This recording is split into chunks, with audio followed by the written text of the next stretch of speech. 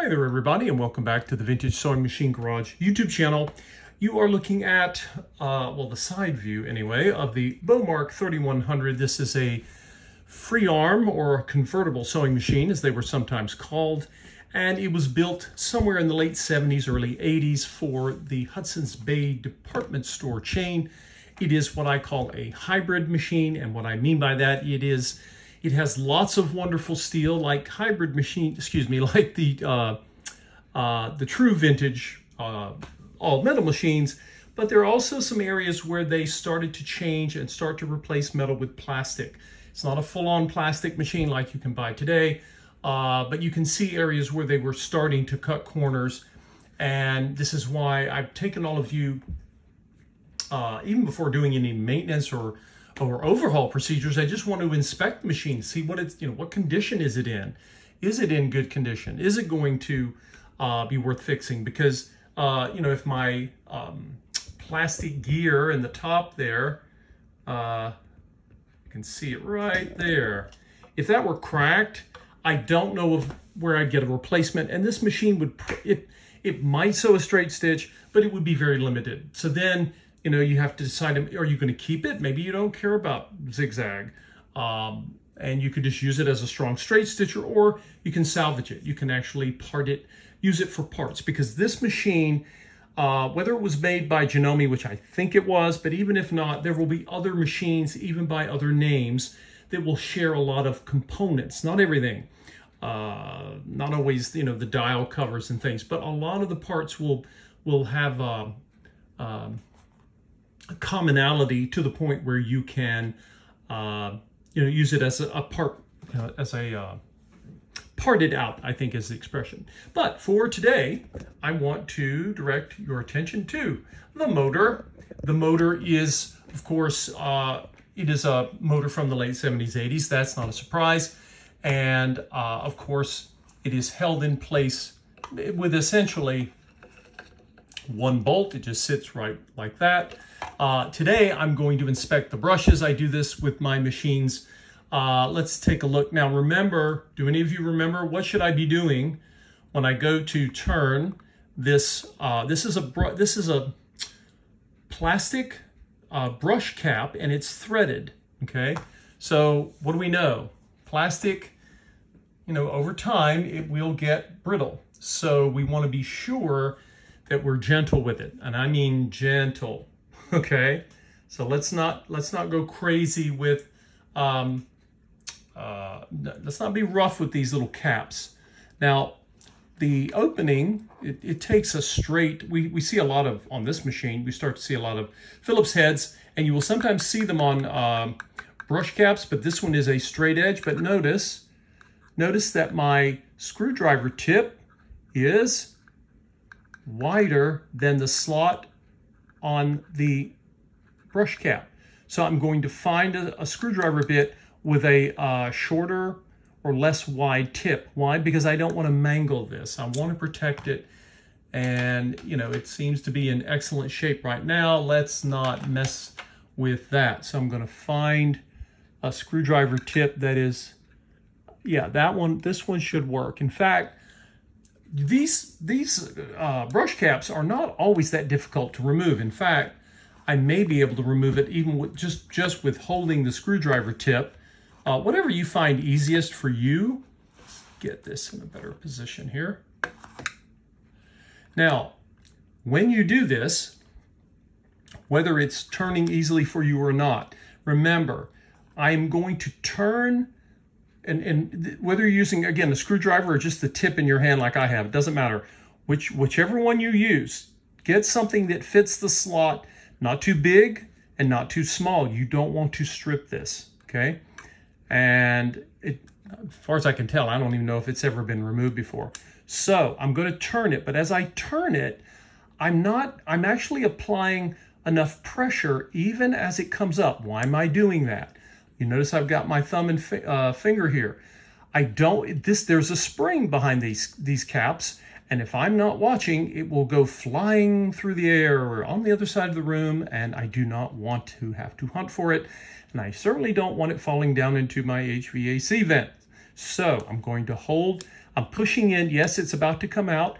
And when it feels like it's, you know, I've basically unscrewed it, I'm going to hold it by the edges. Whoops, don't let go, because again, you don't know when it's going to fly. There we go. So I could feel it coming loose. I kept my just thumb and forefinger, and there we go.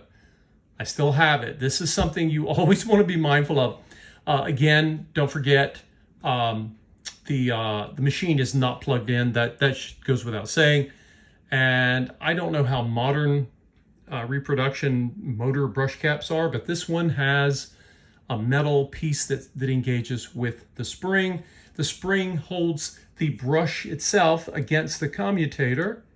And hopefully, there we go. Look at that. It even came out. It didn't stick. Sometimes your brush will come off the spring and it'll be stuck to the commutator. The commutator, as I've shown in past videos, is a large copper ring, and there will be another brush on the other side.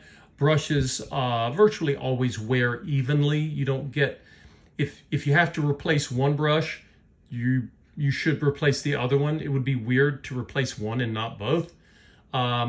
Now, this brush has, I'm going to say, about 3/8 of an inch. That's plenty, right? I know it doesn't look like much, but to be honest, it will take years of sewing to wear this down. Depends on how often you sew, obviously. Let's see if I can get this to focus in. It looks kind of blurry here. Let's see if I can get a good focus for you.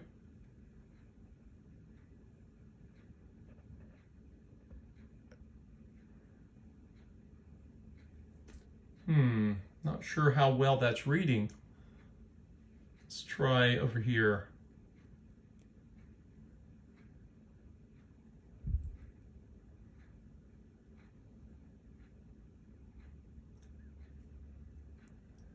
Sorry if that's blurry. I don't know why it's not reading very well here. Let's pull it away from there we go. Let's pull it away from the camera. Maybe you can get a little bit better picture of it. There it is. But that's about 3/8. Once you get to about 1/8 of an inch, you still have brush life, but I would go ahead and replace it. But this can go for a good while longer before it needs to be replaced. Okay, so what am I wanting to access now? I need my special Q-tips, precision tip Q-tips. Now, Q-tip is a brand name. Normally, when you're using cotton swabs, you can use generic cotton swabs when you're just cleaning your needle bar or your pressure bar or something. But for something like a motor commutator, I really prefer to have these precision tip cotton swabs. And I needed to refill my little jar of alcohol, and I've been referring to alcohol. This is 99% isopropyl, routinely called rubbing alcohol. I think this is a fairly large bottle. I bought it at Costco, but you can get this obviously in most any pharmacy or any kind of store, to be honest, in their pharmacy section. Just make sure it says 99%. Do not use the 50% alcohol, 50% water that you might use on your skin. Don't use that for this. You don't want water in that when you're using it for what I'm going to use it for, which is cleaning the commutator. So I've got my jar here, and then I have my precision tip. Now, these are the Q-tip brand. This is the national name brand. These are more expensive than regular Q-tip, and even more than, say, generic cotton swabs, but they're not terribly expensive. I mean, it's not, what did I pay for these? Like $6 or something? You know, it's a smaller box. But again, I'm getting cotton swabs that are more pointed. The wrapping of cotton on the, feels like a paper stiff stick, is more shred resistant. We'll just say that. So I'm going to dip it in. I'll just dip both ends because I know I'm going to probably do this a few times. Now, what am I going to do with that? Again, motor and machine are completely unplugged. And what I'm going to do is I'm going to take the cotton swab and just insert it right down there. And in this particular motor brush shaft, it is actually nice and snug there, but you can always just gently push on one end if it wants to come out. What am I doing? I'm going to take the motor pulley where the belt would be. I'm just going to turn it, right, in the direction it normally would go. And again, with your motor, you might need to rest it here so I can have more than one. Got two hands here, and I'm just going to hold this in, right? You don't need to put hydraulic pressure on it. Just hold it against when it stops, okay? And let's see what we got when I pull that out. Aha! We have carbon. This is built up from where the brush touches the commutator. Now, sewing machines work with their commutators with a coating of this. This is the wearing of the brush, and carbon also happens when you are operating an electric motor. They were designed for that. So if you've got this, that doesn't mean that your machine's not going to run. It's just that, it may never have been done before. So I'll do it again. I'm going to see if I can get all of this. I want you to see. You can definitely see that part of the motor. There we go. I want you to see what both hands are doing here. So I've got this, and I'm just going to turn the pulley as if I were just doing a forward stitch. And what's happening is that copper ring is turning, and as it turns, the alcohol, my precision tip, is basically cleaning it. I've mentioned to you all before, early in my learning how to restore sewing machines, I would go in and I would take the commutator, I take the shell off, and I would sand, would take a rough sand and a light sand and get it shiny like a new copper penny. But I don't do that anymore, because even when you know what you're doing, it is not easy to get all of the patina or tarnish off that copper without taking a lot of copper off. And the commutator's life, it can last a very long time. But when that's happening, you don't want to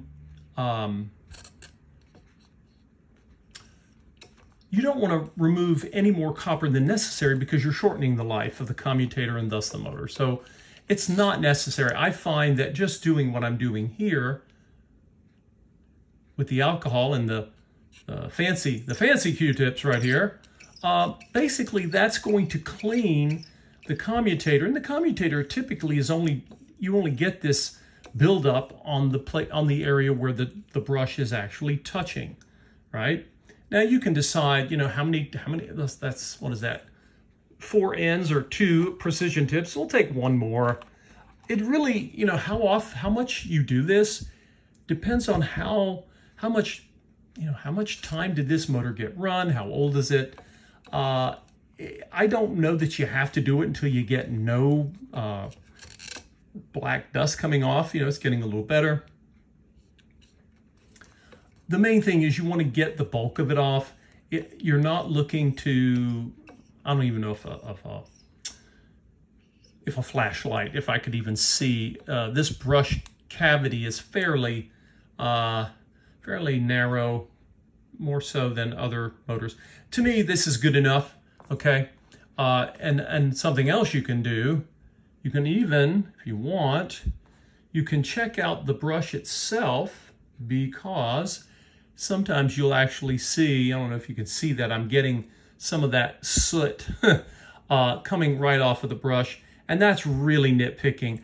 Honestly, if you don't worry about it. It's these motors are, they're time tested. Again, I don't see a country of origin, but if the machine was made in Japan at that point, it could be that the motor was still being made in Japan or Taiwan. I don't know. I have no markings here. Now, I've shown many of you this on a number of occasions, but when you put your motor brush back in, there's a curve to the brush, and it's only in one direction, right? The curve happens because when the brush was installed in the factory and someone used the machine, that brush pushed against the commutator, which is round, and created that shape. So I want to make sure that when I put this brush back in, I'm going to put it so that the arc on the brush is in line with the, it's the arc is moving in this plane and not this way, like forwards and back. It will just run roughly, and there's no reason to do that. So now that my arc on my brush matches the arc top of the machine, we will put our brush right back in.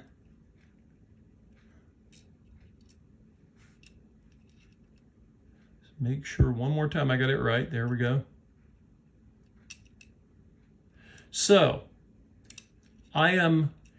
you may decide you want to remove the other brush, but I'm not going to, because first of all, these are the original brushes. I don't see enough wear on this machine to tell me that the brushes were replaced, and motor brushes wear evenly.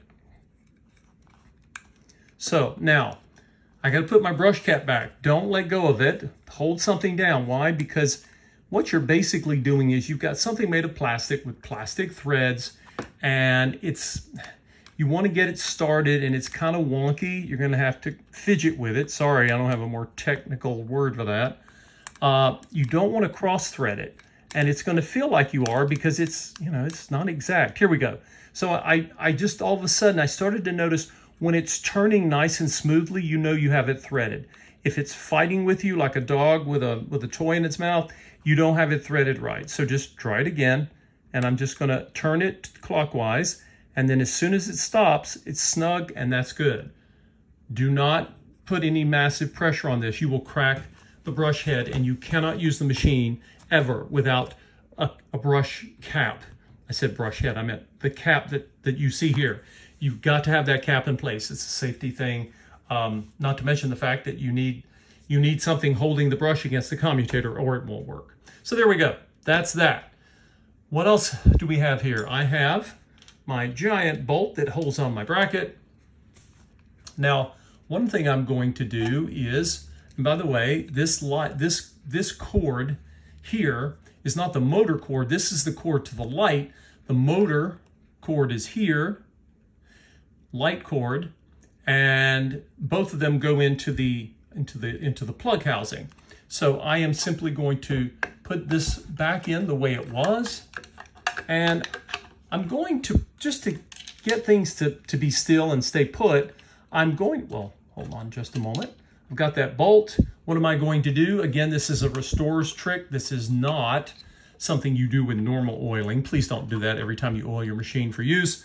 But I am simply going to put a drop right on top there, and just on the very end. And as I screw the bolt in, it will spread that oil and that bolt, and that's enough. Gosh, you're good for what, another decade, right? Because that's not really a friction point for the machine. It's not really moving, but it'll just make your job easier if you have to change a belt in the future, etc. So I haven't fully tightened or adjusted the motor because I know I need to. I will be doing that when I come back and I go to reinstall the belt and the hand wheel and so forth. So for now, it's just, the motor has to go somewhere. The cord's hanging. The motor is happiest when it's installed where it is. So why not just park it there? And that basically that's how I maintain the motor. That's all there was. Had I had brushes that were very small, I would have to get replacements. Yes, you can get them online. But this machine, like most of the machines I overhaul, did not need new brushes. Occasionally that happens. And if brushes have been worn down, that's a pretty good indicator your machine was used a lot. That's not necessarily a negative. It's really hard to wear out a domestic home sewing machine. They simply did not get, even heavily used, is nothing like an industrial. This is why if you are searching for an industrial sewing machine, that is a whole other set of metrics you need to look at. But it is extremely rare for a domestic machine, even if it looks like it was used a lot, and maybe it was, they just don't wear out that often because of how they were made. Okay, so what do we got here? I feel like I should start looking at lubricating the machine. However, got some dust on there. I see grease here. Now, I've talked to you all about grease, and I don't know if this grease was put on at the factory or someone put it on. You can see some of the grease on here, and then I don't know if it's going to pick up right there. In any case, that's what we've got. And there are different schools of thought on this. First of all, plastic, especially the nylon that's used up in this gear here, was used originally because the manufacturers were told by the plastic polymer makers, oh, plastic doesn't need to be lubricated, right? And that's what they told them. And with lubrication and plastic, you've got to be really careful because a lot of petroleum products will speed up the breakdown of plastic, right? It can have that effect. So can different solvents. So, not quite sure. Let's see if I take one of these. Now, one of the things you'll note about grease, you can say, well, the grease, is it still good? I would say no. Now, why do I say that? It's not that it wore out, it kind of dried out. Grease and oil are not that much different other than the viscosity, the grease obviously being much thicker, because grease, as I think I've mentioned to you all in the past, oh, it's lovely, isn't it? Grease is, I need to put this on something.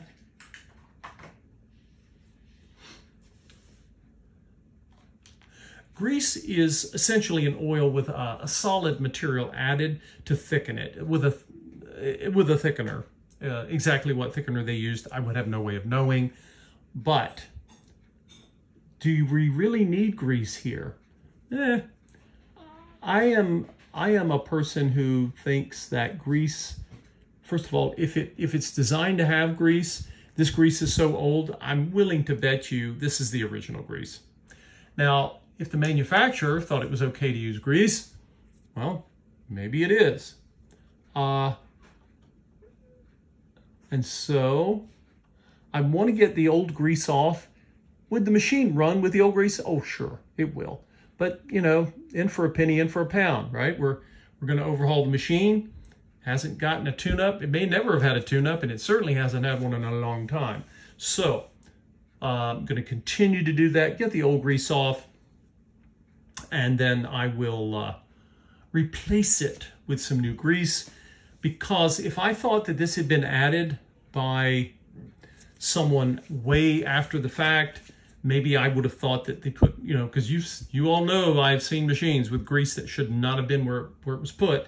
But this grease is so old, I'm really of the opinion that it is original. And I'm making a guess, yes, but I'm willing to say that it is.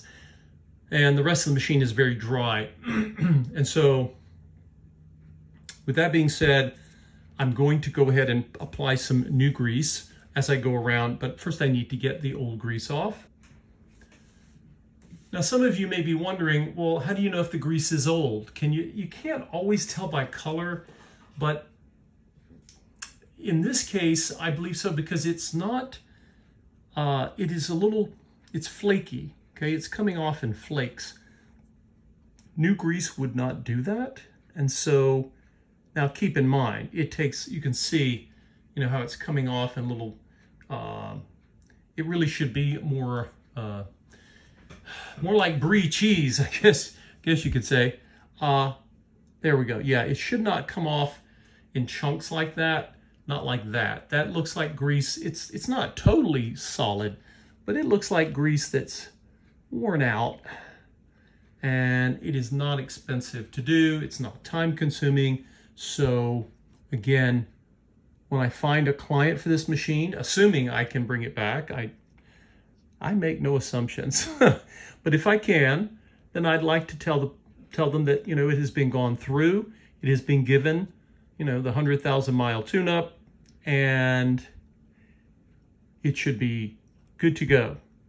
Because again, removing old grease and putting new grease into a spot like this, that is not, again, part of regular maintenance. I really try hard to emphasize when something is something you should do regularly, and when something is something that is done basically as an overhaul or restoration procedure, because the machine has just gone so long. It's interesting, I've known sewing machine owners who don't maintain their machine often enough, and that's probably the majority. And then there are some people that, you know, they think they're supposed to apply grease every 6 months or something, and you don't. Grease typically doesn't go anywhere. It doesn't dissipate the way the sewing machine oil does. And, you know, if you're doing this to your machine, again, I don't think many of you are going to see. I don't often see grease in this area, at least on the machines I work on. Maybe you've seen a lot more than I have if you work on more of these hybrid machines. The hybrid machines are far and few between with me. I've only seen so many. It took a while for me to think of it as as its own category, because I had people asking me, saying, "Hey, I've got a machine from the 80s. Should I get rid of it? Should I?" Well, of course not. Not if it's working. There were some great machines made during that time. It's just, as I tried to highlight in this video and others, when you have any sewing machine, be respectful of not causing it harm when you're trying to fix it. And also remember as well that if you have a hybrid machine, especially, be extra. You can see some of this is black. That's just, the black has happened because you've had metal has worn off and gotten into the grease. So again, is perfect the enemy of good enough? I have gotten literally what I think of as the majority, if not all, of the old grease off of here. Could there be a little residue of old grease? Yes, but I'm not that concerned about that, and the machine won't be either. So, do we have anything left to remove? Oh, yes, we do, right there. I want to get the old grease off of this end. And I don't know that the grease actually was in this area in the bushing, right, that goes onto the shaft. Normally, I apply sewing machine oil. So I think, and I don't see grease on there. I don't see any on here. But I think what we'll do is we're going to apply some grease to the place on the machine you saw me taking it off. And then for the bushing, I may add a few drops of sewing machine oil.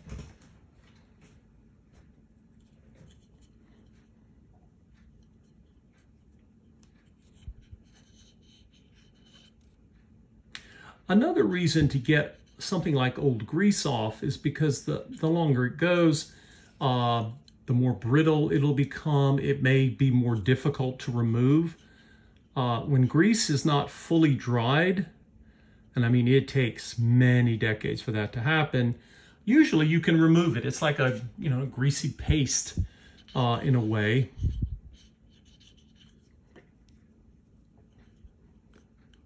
And like I said, we're not, this is not something I'm going to polish. I'm basically, when I'm removing the old grease, what I'm trying to do is make room for the new. So it's not so much that it has to be spotless as it is, okay, I want new grease here, so the old grease has got to hit the road, because you don't have a ton of room here, right? These are fairly tight spaces. So, and the cotton swabs I'm using for this are not my precision tips. I save those. With something like this, I'm treating, these cotton swabs are acting like a mop, so it's okay. You can use the Q-tip brand, or you can use your drugstore brand. It's really not a big deal. Precision tips are very useful for precision things. No surprise. Okay, so there we go. So you can see I've gotten the majority of any grease off. I don't really see anymore. And there we go. I suspect that we could potentially, ooh, whoops, look what there. Hey, no one told me to check here.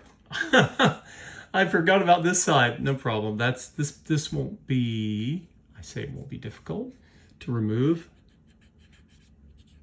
Now you'll notice I am not using alcohol here. Try not to use any chemical, including alcohol, on plastic.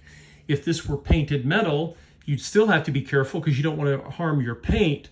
And again, with plastics, you know, you're dealing with compatibility and chemistry. So I would be very cautious about putting any cleaner, any chemical on this plastic, whether your plastic is new or old. It's probably not a great idea. And I can always clean up this wheel a little bit better, but I just wanted to show you that. Okay, so, right, you can see this is fairly, you know, the spacing is fairly tight, so we want something that will allow, it will allow this hand wheel to move on the shaft when we are wanting a bobbin, or if you have to take the hand wheel off, we want it to come off. Those of you who have restored neckies like I have know what a tug of war that can be. But that's the primary reason we're doing this. And I think I might have noticed some grease here. I don't know why. It may look like rust, but it's not.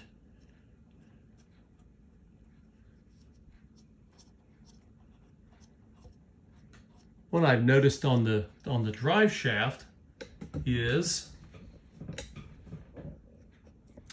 you have a polished area, and this area here is not quite as smooth, and so it, whether it's designed to hold on to grease or not, it has, and so that's what I'm kind of coming in here. And again, the old grease is it is not as, quote, wet, unquote, if that, I don't know if that's a good metaphor for grease or not, but anyway. Again, if you're doing this, it doesn't have to be perfect. You just want to get the majority of it out of the way to make room for the new. So there you go. That is grease removal from a place I seldom ever see grease located. I just don't come across it very often on the shaft here. It's usually oil, but you never know. First time for everything. And again, this is my first time looking at and attempting to restore a Bowmark 3100. As I've mentioned to all of you in the past, when I've done many of these videos on clone machines, clone is again referring to Japanese copies of Singer's 15 class machines, and some of the clones that came after that. Department store brands often go unappreciated. People say, oh, well, it's a no-name brand. It's not a famous name like Singer or Husqvarna or Bernina and so forth. Keep in mind, they actually, these no-name or these department store brand machines can be incredible. Not all of them, but some of them are amazing in the quality. Just the way the machines run and the way they form stitches. And for those of you who may know or have experience with shopping in a traditional department store, most of which are gone today, it may not surprise you because the guarantees were so impressive. They couldn't sell junk. They would have lost, their whole business model would have failed if they were selling junk and having to replace poorly made consumer items. And so they didn't. It is incredible. For those of you who may want a vintage machine, but maybe you see some of the more coveted classic vintage machines like Singer's and other brands, maybe people want a lot. You think, wow, they sure want a lot of money for them and not even restored. Don't turn your nose up at these. Whether it's a hybrid or even a department store machine that was made all metal, as long as there are no parts missing, you can you can get a fantastic bargain, a really strong, wonderful sewing machine without having to pay the price for the prestige and arguably earned prestige of some of the great singers, Pfaffs, Neckies, Berninas, Husqvarnas. I'm just mentioning a few of the more famous names in sewing machines. I'm sure I've neglected to mention others. But again, exploring the Beaumark one step at a time to see if this free machine will be able to come back to life. I hope so. Nothing ventured, nothing gained. Again, as the saying goes, thank you all for watching my channel. Please feel free to subscribe if you like. And if you click the little bell symbol, it will tell you when a new video is to appear. And we will see you all next time.